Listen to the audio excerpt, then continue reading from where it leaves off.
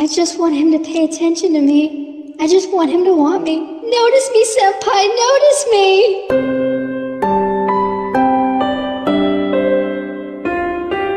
Nerd is the new sexy. Damn it. That was all you had?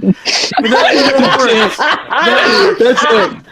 Notice me, senpai! Hello, everyone. I am Wildfire1. This is Nerds the New Sexy, episode 72. With me today is... Grizzly McBee, back at you. What's going on, y'all? And with me also today is... Gambit, bitches! Gambit. That's his last name, bitches. Gambit, bitches. It's on my business card. When I hand you my business card, it says Gambit. And then, like, parentheses, bitches. Bitches. Like, that's... bitches. And for all those that don't know me, it's Mr. Bitches. Mr. Bitches. And then very soon, about a year, I'll be Dr. Bitches. You'll have your Dr. PhD, Bitches. bitches. I'll have my PhD in bitches. What's the subject today? We got a few subjects today. Yeah.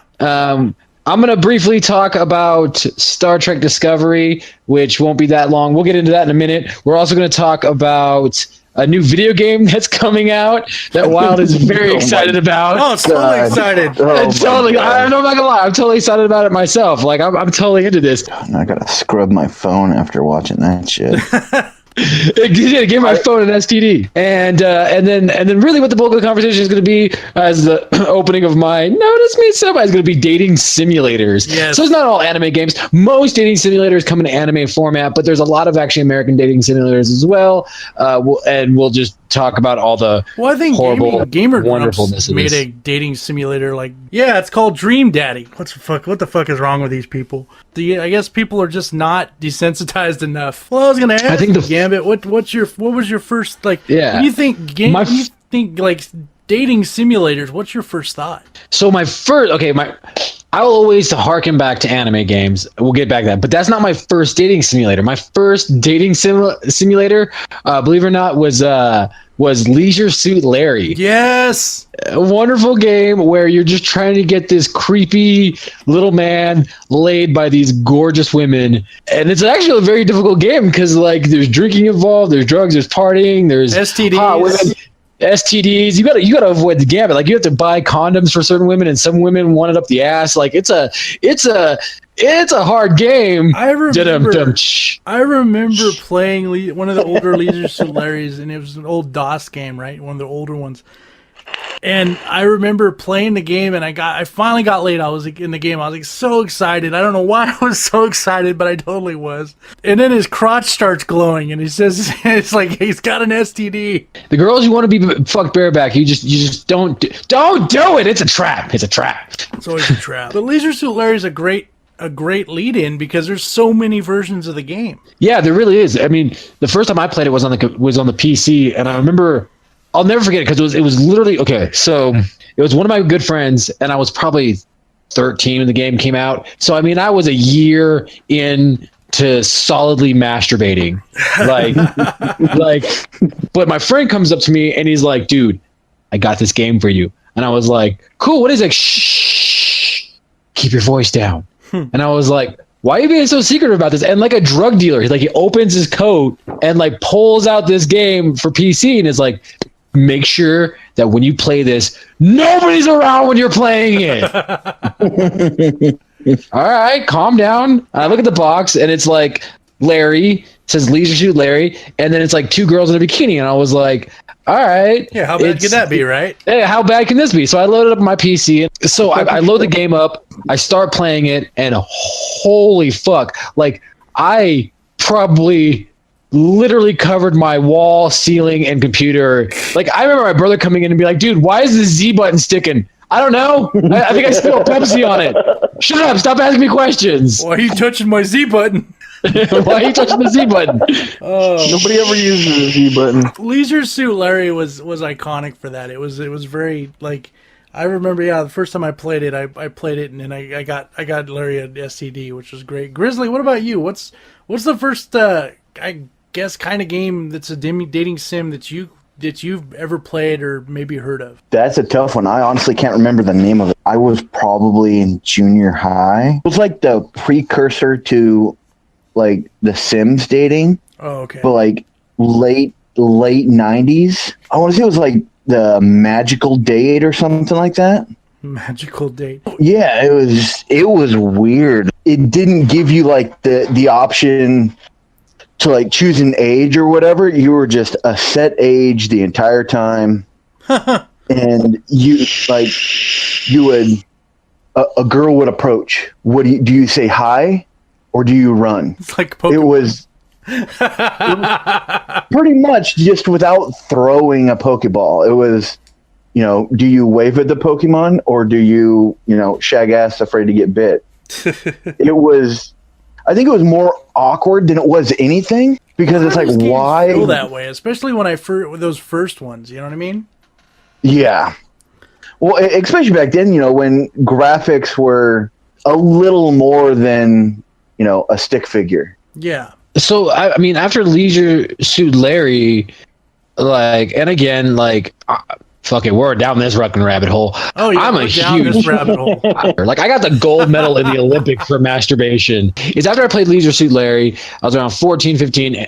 I was 14 years old when I got the internet. God damn, fucking Christ, holy hell! Isn't that crazy? Anyway, sorry. I'm sorry. I feel like I'm getting fucking old over here. Like, holy shit! I remember a time before the internet. Anyways, me too. So I jump online and I literally look up. I remember looking up games at first because I was 14 years old and I look up games. And this internet was the good old internet before fucking, Google and shit like that. And without search bars that would filter shit, and without parental locks. So when I typed up games, a fucking slew of games came up. And actually a lot of does anybody remember the site addictinggames.com?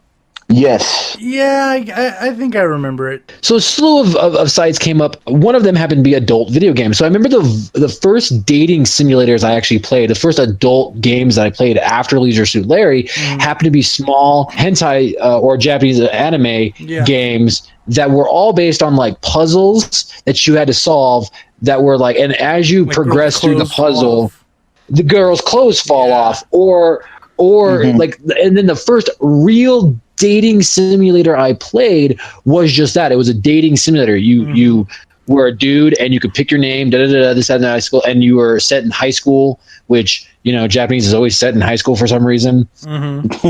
Which actually at the time didn't really bother me because you were in high school. I was in fucking high school. Exactly. Yeah, I was in high school. So for me, I didn't think twice of it. I was like, this is a game built for me.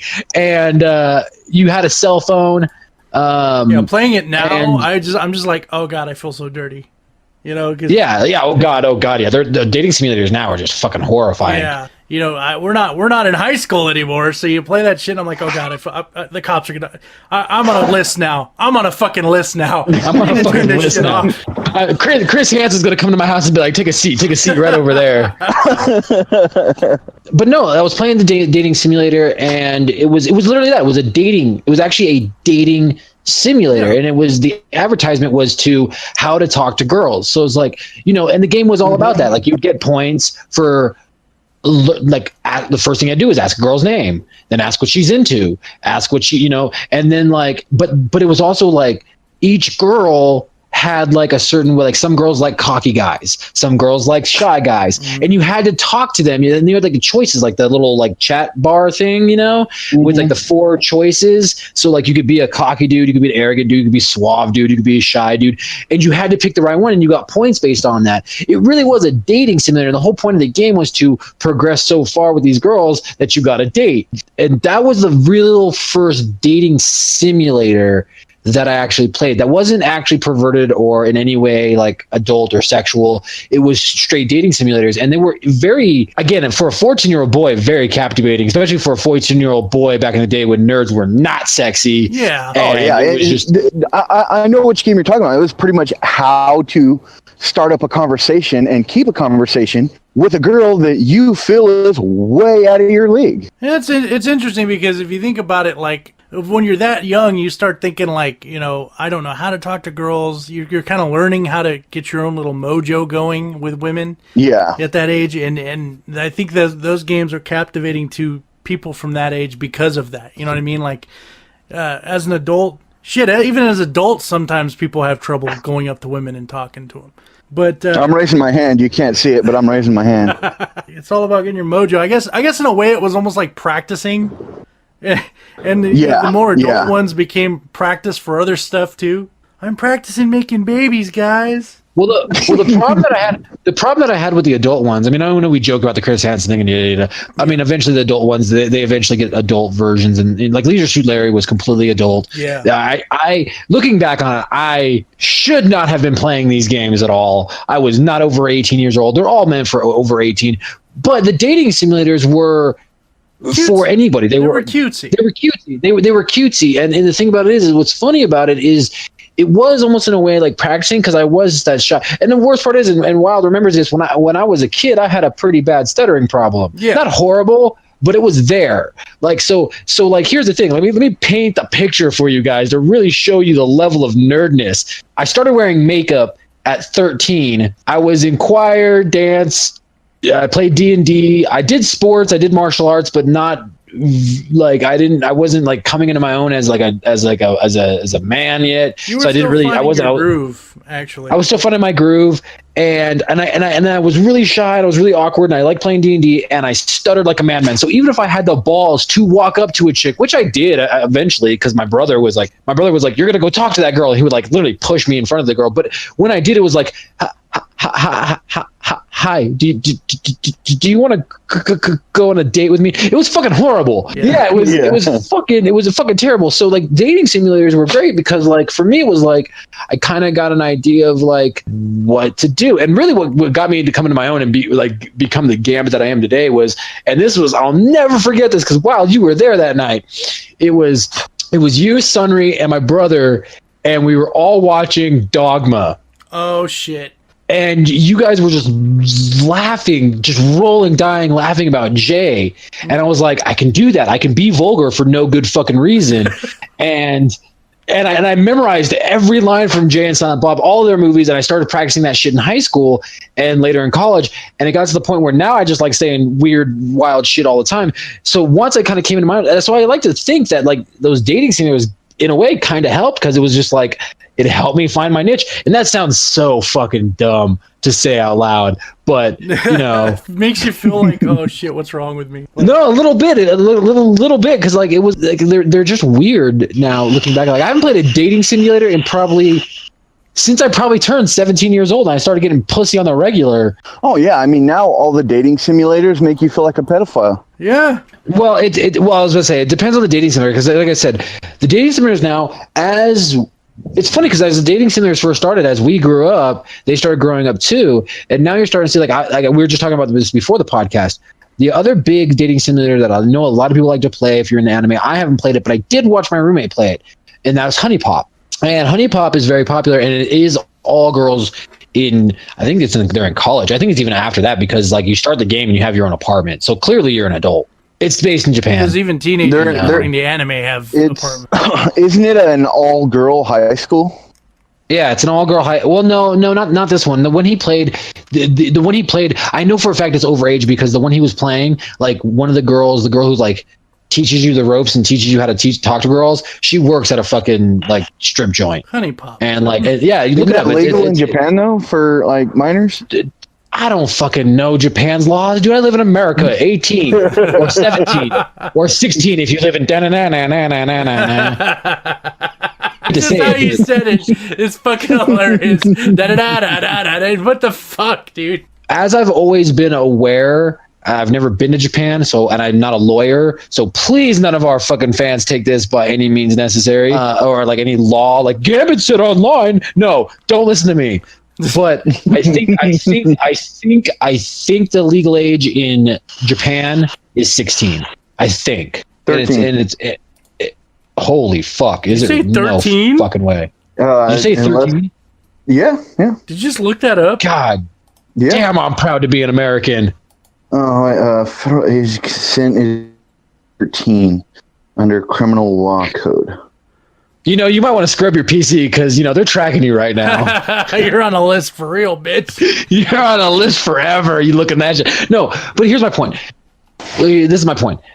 the strict guidelines with the MSRP rating system. If you've ever been to a GameStop, you know the MSR rating system I'm talking about. To fly in America, the characters have to be at least quoted to be 18 years old. You have to be at least 17 years old to buy a video game that's M rated. Most dating simulators are M rated. Just be careful which ones you buy. That's all I'm going to say. I feel so wrong about this podcast right now. You feel dirty? I feel so dirty, which is new for me. Anyways. So wrong. Once Grizz told me what the legal age is, I'm just over here like almost dying a little bit on the inside. And here's the thing, and this is the reason why we started talking about this. Because I really truly believe this, that dating simulators are the reason why we have graphic sex scenes in certain video games. That's the first two games that come to mind. The most graphic sex scene I've seen in a video game that's not a dating simulator is The Witcher. Or GTA. Or GTA. Well, even GTA didn't have actual penetration. Like, you're at the strip joint, sure. Well, but it didn't show like penetration, but it did have there's some sex scenes. GTA 4 had a sex scene. But even then, like, think about games like Dragon Age Origins. Think about Mass Effect. Think about The Witcher. Not only are these games have sex scenes, but you actually have to court these girls. You have to date them, or guys. So it is, in its own way. It is a dating sim. Oh God. Yeah, they really are. They really are. Dating simulators. They looked at these dating simulators because look, let's be like, I know we're joking about it, but they are a very popular sect of subgenre video games. They are very, very popular. It's true. I was wondering why they were popular. What I would love to know is if there's any girls out there who will be willing to admit they played these games. What, dating sims? Yeah, any of them. I'm sure because here's the thing. A lot of girls that this is what I was talking about earlier. It goes into what I'm saying is that dating simulators they bleed into other games. Whatever Dragon Age, Mass Effect did it with these dating choices, and you have to court these people, and you have to like, say the right things. There is one game that I know girls that play and they love fucking, which is straight up. And I watched my girlfriend play it. The Sims. Yeah. Yeah. The Sims is like that's a life simulator. Talk about. Talk about not just dating simulator. It's a life fucking simulator. You have to make friends, then dates, then go on dates, then talk to them, then move in with each other, then bang, then make babies. It's a fucking straight life simulator. And can you really not trace back these subgenres in games to straight porn games and dating simulators? Yep. I mean, I think the answer is yes. I think what these games did and why they added these romance options, and it's funny because EA, DICE, and BioWare, all these games companies, they want to class it up by not calling it a dating simulator. They go, with romance options. It's a romance RPG, yeah. It's a romance option RPG, and it's like you're sitting there going, romance my ass, dude. The Witcher, he'd pound the fuck out of that bitch. On a fucking unicorn. Well, who doesn't want to fuck on a unicorn? I would fuck on a unicorn. I'd fuck a unicorn. Oh, wait, what? I mean, I wouldn't not fuck on a unicorn. I'm just gonna say that I wouldn't go out of my way to buy a unicorn or find one. I mean, look, here's my thing. I'll do anything for my lover. I would do it. Yes, I would do it. It sounded like you were trying to come up with an excuse not to do it. You just failed. This one like, yeah, I'll do it. Fuck it. It's happening. I mean, if I really want to get how freaky I am, I'd probably put the horn up her butt and then DP her with the unicorn. Yes. No, but this leads into the game that we talked about in the very beginning. Wow, this is wild. This is all you, man. You got to tell them this. You got to tell. It was brought to my attention that there's a game that's basically World of Warcraft, but not World of Warcraft. It's called World of Horrorcraft. I watched the demo today and it blew my mind. It was so fucking graphic. It was so fucking like I thought I watched a porn. I thought there was a straight porno going on my screen. That's pretty much all it is an animated porn that you get to control. So I tell these guys we should probably talk about we should probably talk about dating sims and possibly this game in general. And so I brought it up and I put up the link and I showed them both and they both watched it and Grizzly his response was like, why I need to cut my eyes out and then of course I expected there was the response I got from Gambit. At first, it was like, "What the fuck is wrong with you?" And then he watches it and he goes, "I'm fucking downloading this game." No, I opened the trailer and I immediately signed up for the game. Well, I'm not gonna lie. Explain what we saw. So it starts off with this elven woman talking about how she's going to earn their trust, and she's like, "Make me your war chief," and it's just this. No, it's come and make me your war chief. Make me your. Yeah, you can't. Hey, man, Grizz, don't hate Oscar Wilde wordplay like that, man. You can't pay for that. You know, that's good wordplay right there. It is, but it's literally, it starts off with oh man, I haven't played Warcraft in so long. What's those dudes? No, the cow dudes. Starts with a T. Terrans? I don't know. Fucking the cow people. First off, it's a cow person just fucking the shit out of her, and she's like, "Don't hold back. You can rail me harder." And then it's an orc holding the girl's legs, reverse cowgirl, just reaming this bitch. Just go into Orc Town. Just taking her to Orc Town. Just ball slap, and it's graphic as motherfucker. And they don't hold back. Girl, there's no holding back. Like, this girl is on. She is literally on the train to Pound Town, and just riding this train all night long. And then the best part about the trailer, which got me to sign up for it, she stands up. There's like these orc. He's tired. His balls are just drained. And then she stands up, and it's a shot from between her legs, and cum is just falling out of her pussy, like literally goozing out. And I was like, for the horde.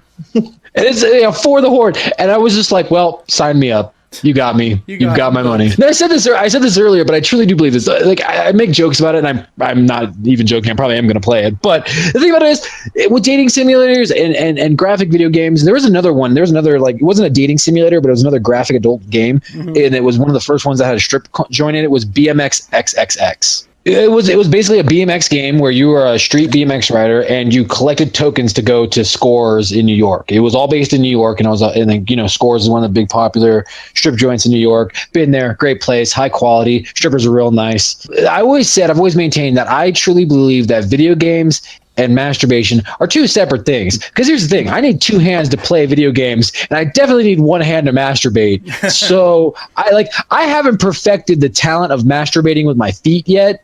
So I think that these kind of games need to stay away from each other. Yeah, well, as far as like adult content in video games, I mean, look at again, Grand Theft Auto. There's boobies in it, and there's strippers, and there's all.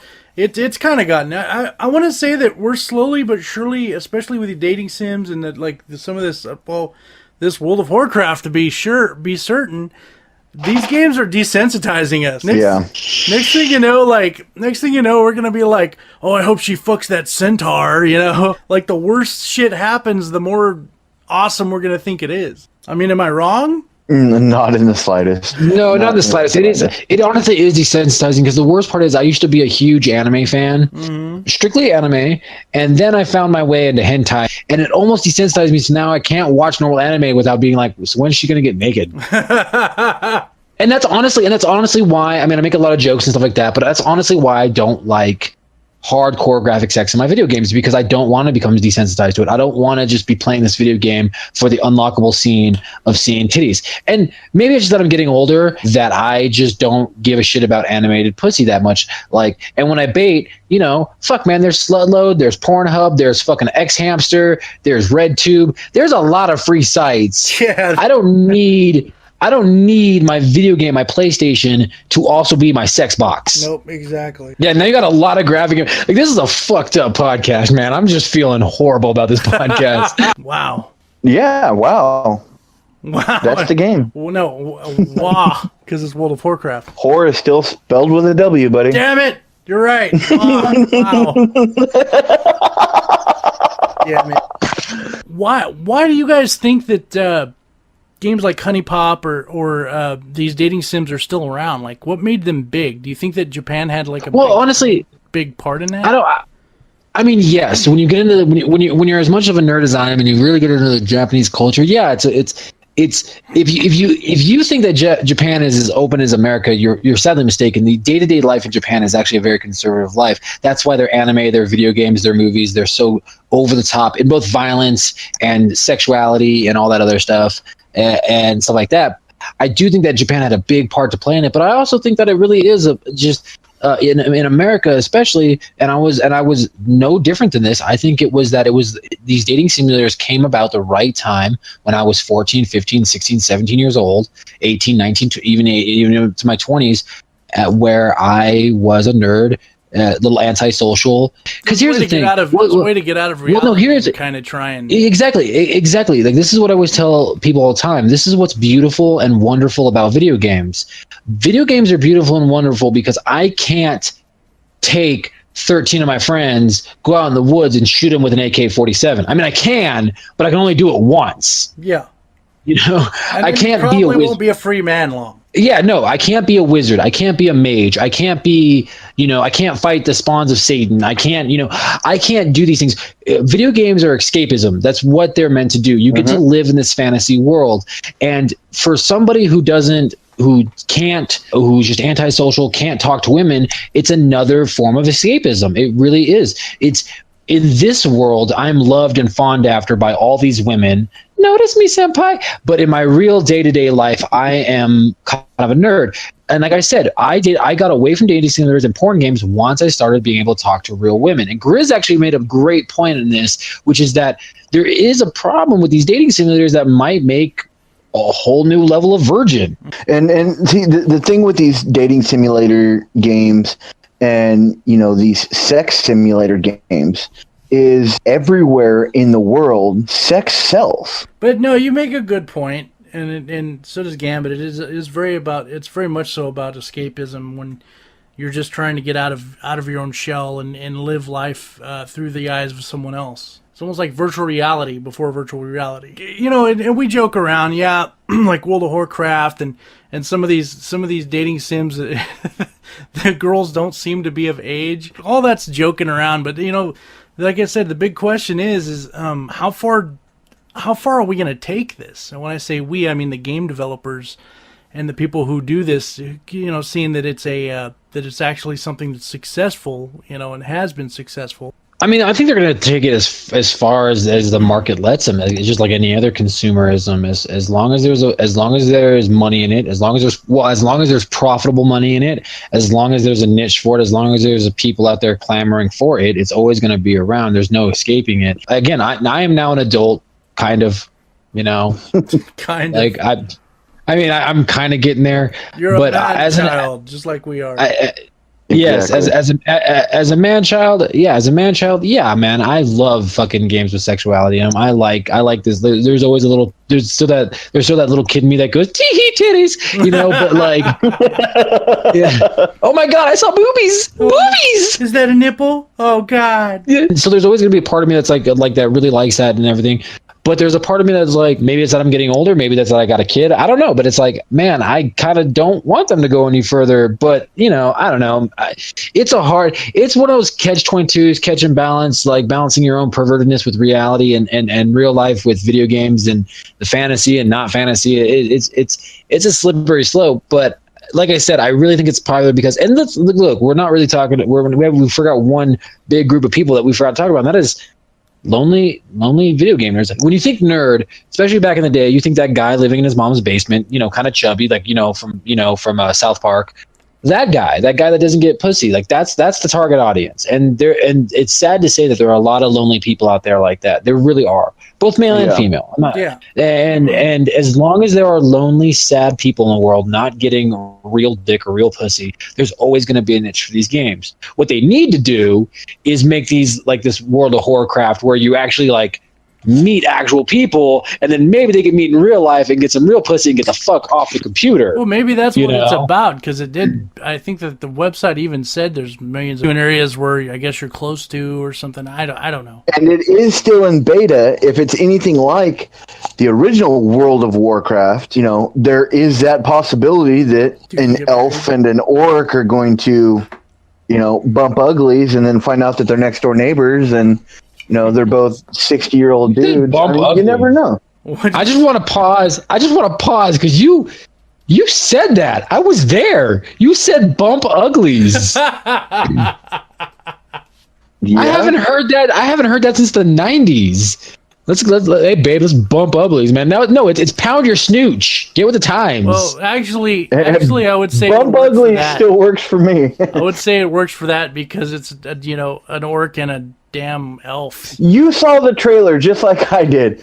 That orc dick was pretty damn ugly. I mean, it is an orc dick. Pickle dick. Don't start that shit. I will unfriend you.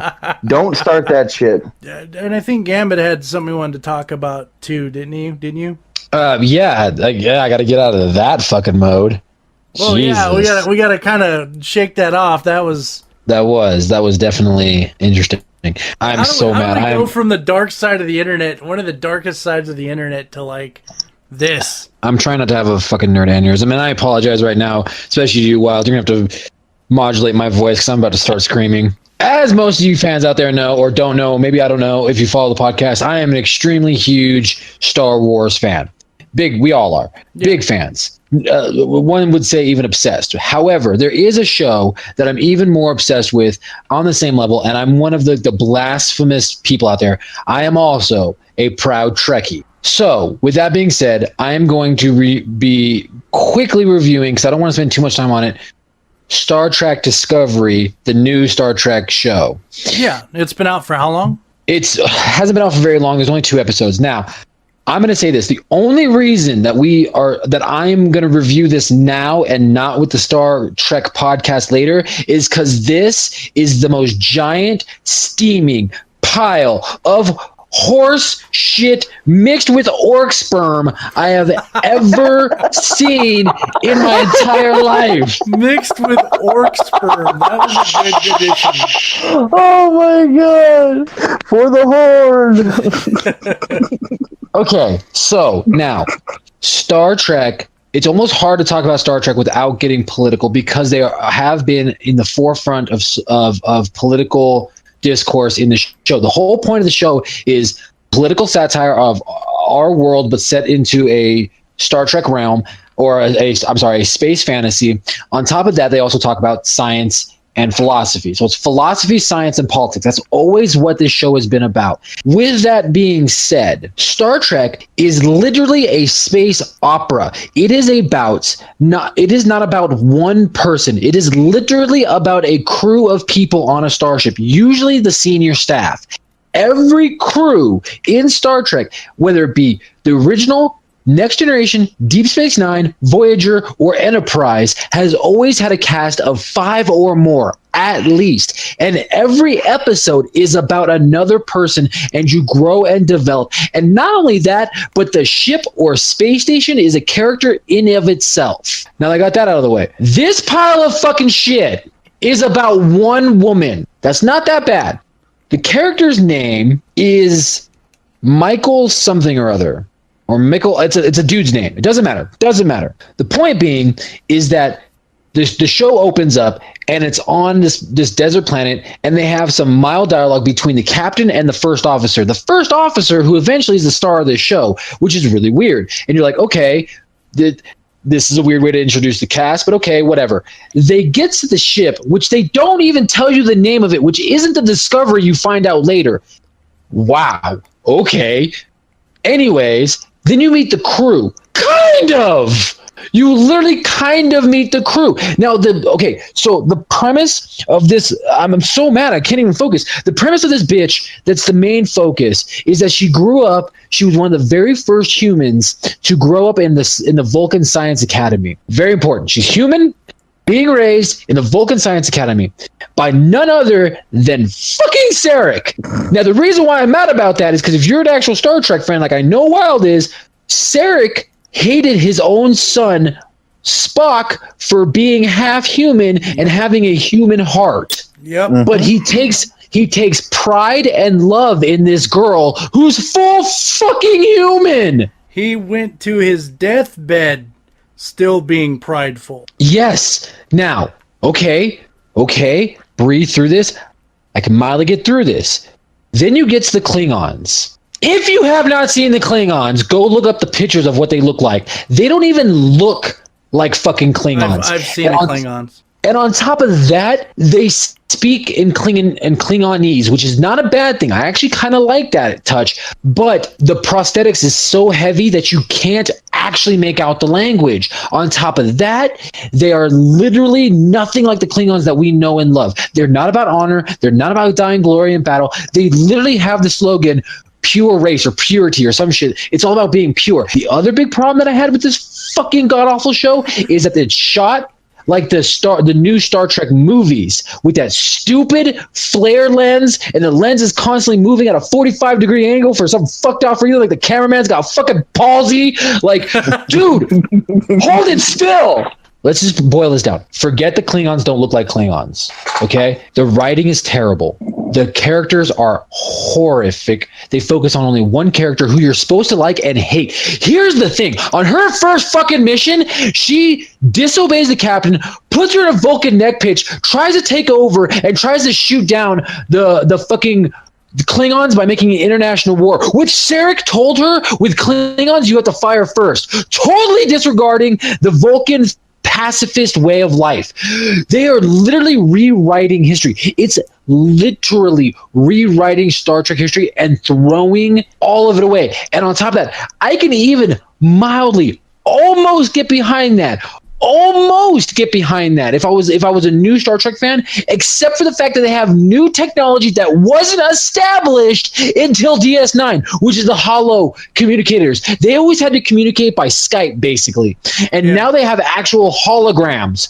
What the actual fuck? The technology is better than what they had in the Next Generation, and this is all set before Next Generation. And on top of that, Sarek actually cares about a fucking human, and the human is a fucking cunt, and nobody else in the staff seems to care. Like, this show is fucking awful. We will not be covering this in the Star Trek podcast. I want to say that now. There is no fucking way that this show can recover from the shit show that is these first 2 episodes. There is no fucking way. I would almost tell you guys to go watch it, especially as a Star Trek fan, just to see what I'm talking about. Watch the show for a Star Trek. It's not a Star Trek show. It's nothing close to a Star Trek show. They literally take a big steaming fucking shit on all of the preordained history and storyline of this wonderful, magical fucking world, and they just shit on it. It's like these writers had no idea what the fuck they were doing. And even as a show, even as a basic, like, I'm just going to judge this based on the writing, there's nothing. The only good thing about this show is the CGI is fucking phenomenal. That's it. That's my done. I'm done because I'm having an aneurysm. There's so much more I can get into with this show. I don't want to, but oh my God. And the worst, and even though, oh my God, and the worst part about it, it's on CBS. The first episode, fuck off. The first episode is on CBS. The first episode is on CBS, and the second episode is on CBS Prime, like their Hulu, which you have to pay $10 a month for. What the fuck? So mad. What the fuck? Yes. That'd be why I'm not watching it. I'm done for now. Whoa, I'm about to have a nerd aneurysm. Premise of nerd boners, so what would you give it? As far as nerd boners, this doesn't even get a nerd boner. This show is so bad that I actually lost my nerd boner. I don't even give it a floppy cock rating. My dick has now turned into a vagina. Hold on, I'm not done. I don't even want to insult women because I love vagina. It's turned into a soppy, gaping, prolapsed asshole. And on that rating, on the sloppy, cum-filled, prolapsed butthole, it is a solid 10. Oh my God. Oh, I think I'm... And if you watch the trailer of World of Warcraft, you will see exactly what that looks like when she stands up. Oh, it is a solid 10 sopping wet butthole. No, prolapsed butthole. Dude, it's so... Again, just on the writing alone is terrible. The writing is awful. The show is awful. Like there's this one moment, and I'll never forget this. So she put the Vulcan neck pitch on her commanding officer. She wakes up right before she's about to fire on the Klingon ship, and she like puts her in the brig. As she's in the brig, this dude who gets a concussion on the ship, she's like, go to medical, and he's like, okay, and he stumbles off, and he's like, derp to derp, and he stumbles into the brig because he's got a fucking concussion. He can't find his way to fucking medical, and he starts talking to fucking Michael or whatever her fucking man name is, and she was like, and he has this moment where you're like, oh, hey, look, character development. I'm gonna start liking a character in this show. Nope, he literally says 3 lines.